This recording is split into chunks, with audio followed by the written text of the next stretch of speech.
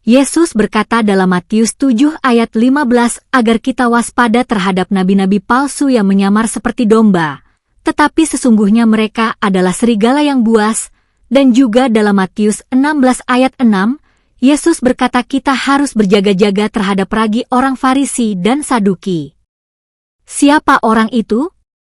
Dalam Kejadian 49 ayat 27 dikatakan serigala adalah Benyamin.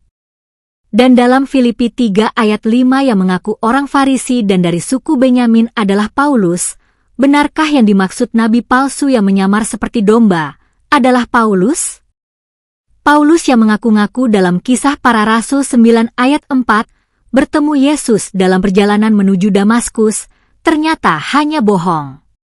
Telah terbukti kerasulannya palsu dari Kisah Para Rasul 21 ayat 13 yang mencatat bahwa Paulus dari Tarsus pernah berkata, ia rela diikat bahkan mati di Yerusalem demi nama Tuhan Yesus.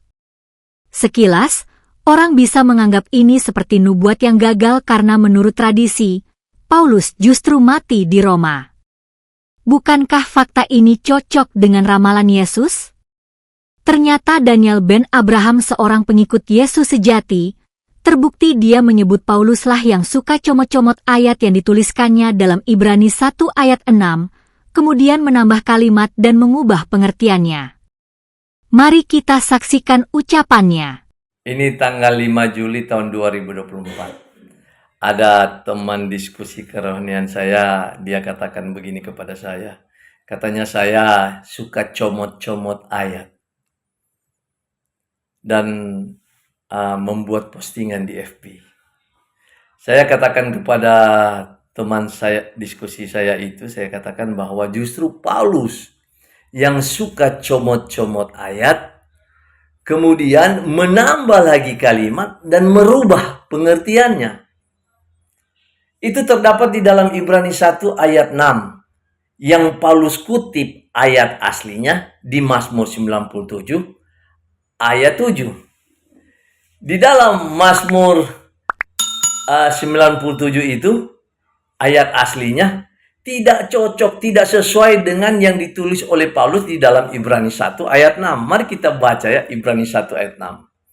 Paulus katakan, dan ketika ia membawa pula anaknya, ia itu adalah Allah Bapa, membawa anaknya yaitu Yesua yang sulung ke dunia.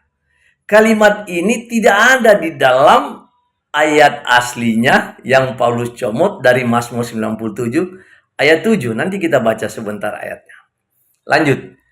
Paulus katakan semua malaikat Allah harus menyembah Dia.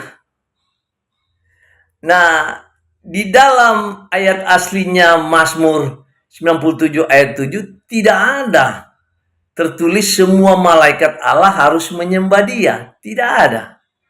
Nah, dia ini harus menyembah kepada Yesua, tidak ada. Mari kita baca ayat aslinya di dalam Mazmur 97 ayat 7. Coba Anda perhatikan baik-baik ya, konteksnya berbeda sekali dengan Ibrani 1 ayat 6. Oke, Mazmur 97 ayat 7, tertulis begini. Semua orang yang beribadah kepada patung akan mendapat malu. Orang-orang yang membanggakan diri karena berhala-berhala, segala Allah sujud menyembah kepadanya. Jadi para penyembah-penyembah berhala dan para Allah-Allah ini harus sujud menyembah kepadanya. Nya ini adalah Allah Bapa, bukan Yesua. Jadi saya katakan kepada teman diskusi saya, ini bukti bahwa justru Paulus yang comot-comot ayat tidak sesuai dengan konteks, konsep aslinya, makna aslinya. Nah, saya membuat postingan-postingan di FB saya. Saya mengambil ayat-ayat saja singkat, tapi saya sudah mempelajari dalam satu pasal maknanya. Sehingga walaupun saya comot ayat, tidak lari dari konsep konteks pengertian aslinya. Bahkan saya menggunakan ayat-ayat yang saya comot adalah ayat-ayat prinsip kebenaran. Anda bisa nonton video-video saya di postingan FB dan di channel YouTube saya atas nama Daniel ben Abraham. membongkar banyak sekali doktrin-doktrin yang keliru, yang selama ini salah mereka mengartikan pengertian-pengertian Injil yang sebenarnya. Salam.